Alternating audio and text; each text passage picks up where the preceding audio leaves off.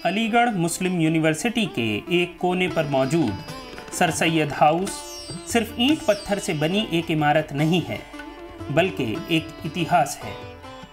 इस इमारत के दरो दीवार उस इनकलाब के गवाह हैं जिसको दुनिया तहरीक-ए अलीगढ़ के नाम से जानती है।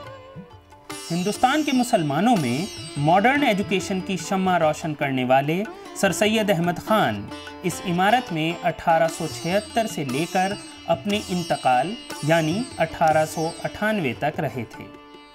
1876 में सैयद महमूद ने अंग्रेज़ फ़ौज की इस मिलिट्री मेस को अपने वालिद सर सैयद की रिहायश के तौर पर ख़रीदा था।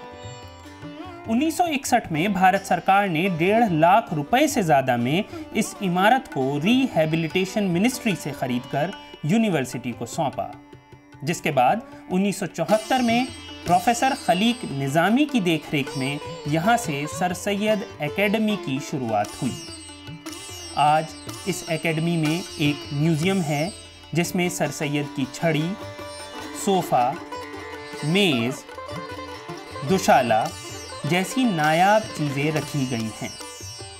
एक कॉन्फ्रेंस हॉल में 1920 से लेकर अब तक के सभी वाइस चांसलर की तस्वीरें हैं और उनका तारुफ भी है। सर सैयद और अलीगढ़ को समझने के लिए एक लाइब्रेरी है जिसमें रिसर्चर किताबें पढ़ सकते हैं। नायाब मैन्यूस्क्रिप्ट्स के लिए आर्काइव्स भी इस सर सैयद हाउस में कायम किया गया है। सर सैयद पर कई रिसर्च प्रोजेक्ट भी इस इमारत से अंजाम दिए जाते हैं। ये इमारत सिर्फ लाइब्रेरी या आर्काइव नहीं, खुद एक तारीख है जो कह रही है कि 1000 बार ज़माना इधर से गुज़रा है, नई नई सी है कुछ तेरी रहगुज़र फिर भी।